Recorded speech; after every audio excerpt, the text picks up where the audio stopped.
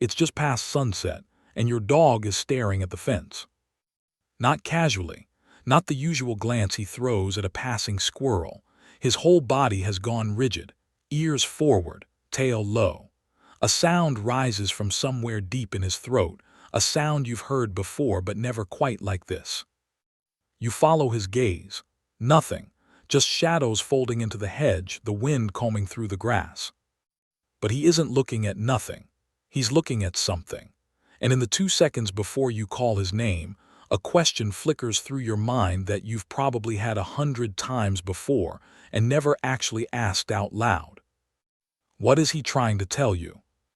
You've wondered this your whole life. Every pet owner has. Every kid who ever pressed their forehead against a fish tank has. What would happen if, just once, the animal in front of you could turn and say what it actually meant? Not bark, not meow, words. Here's the strange part. In a very real sense, some animals already can. Not the way you're imagining. No talking dog trotting up to explain the shadows in the hedge in fluent English. But something stranger, something scientists spent decades refusing to believe, hiding in plain sight in fields, jungles, and living rooms all over the world. Let's go back 60 miles from where you're standing right now, or maybe 600.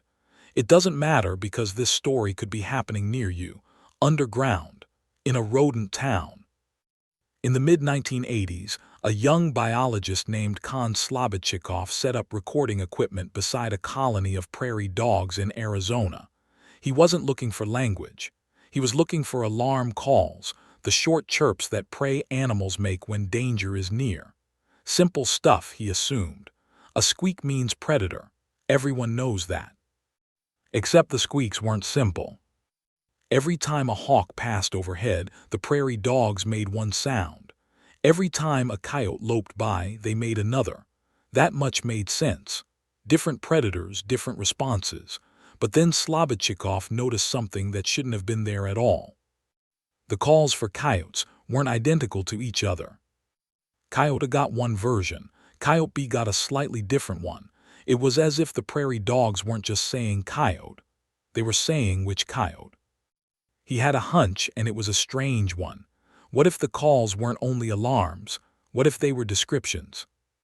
So his team ran an experiment that sounds almost like a prank. They had people walk through the colony wearing different colored shirts. Blue one day, yellow the next, green after that. Same person, same route, same pace. The only thing that changed was the color on their back. The prairie dogs' calls changed too.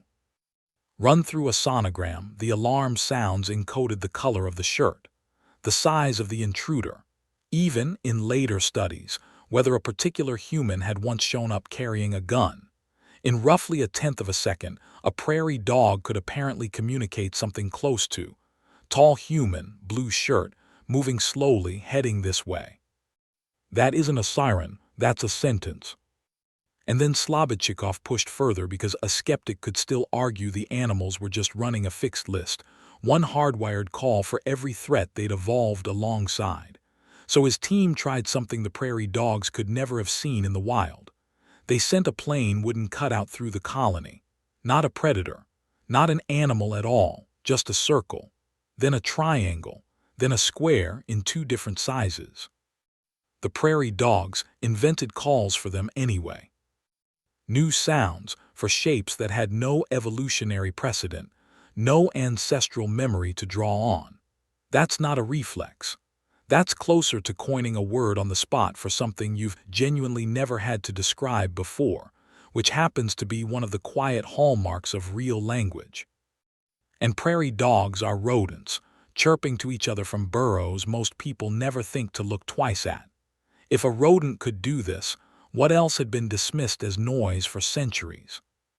Halfway across the world in the 1970s, a graduate student named Irene Pepperberg was chasing a version of the same question, except her subject didn't live underground. She had just finished a PhD in chemistry, of all things, when she walked into a pet store and bought an African gray parrot. She named him Alex, short for Avian Learning Experiment. At the time, most of her colleagues thought this was close to a wasted career. Birds mimicked, and that was the ceiling. A parrot could repeat hello, could learn cracker, but there was assumed to be no one home behind the sound.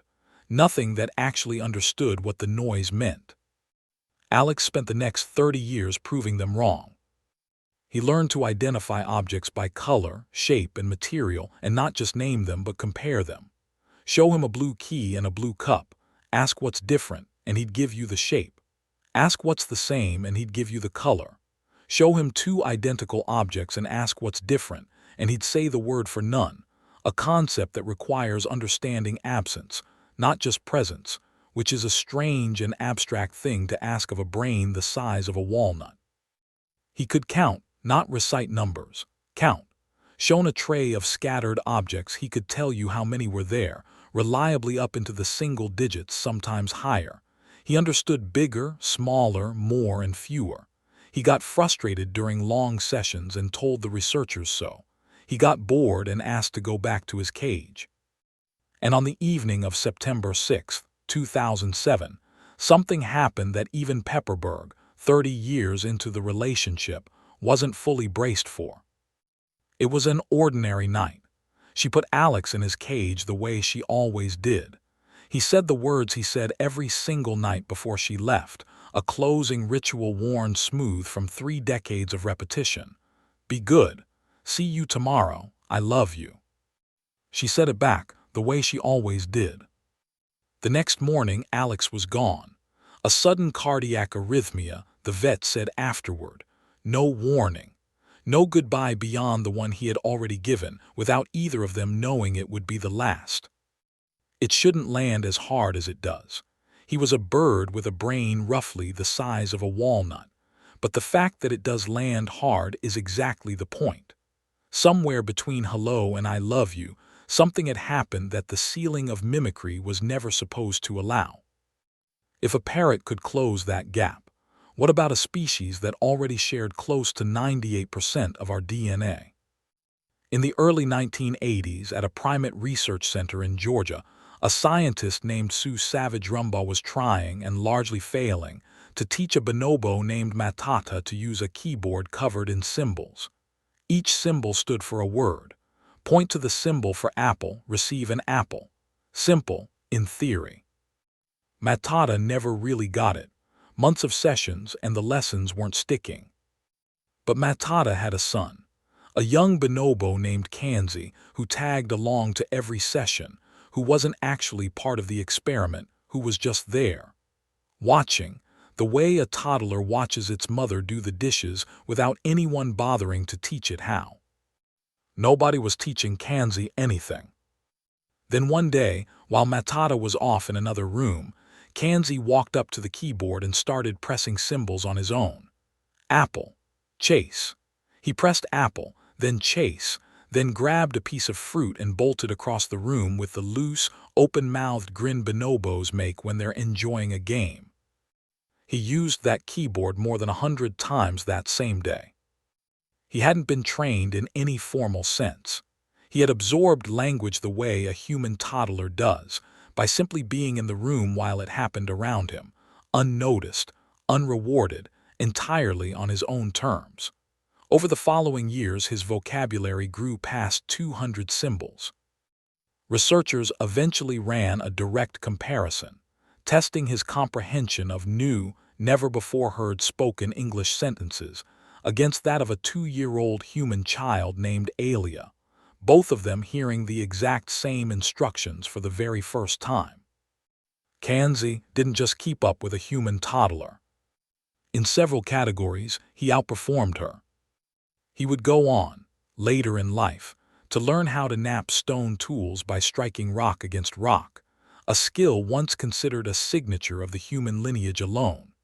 He lived until the spring of 2025, well into old age for a bonobo, having spent almost his entire life inside a conversation nobody had originally intended to have with him.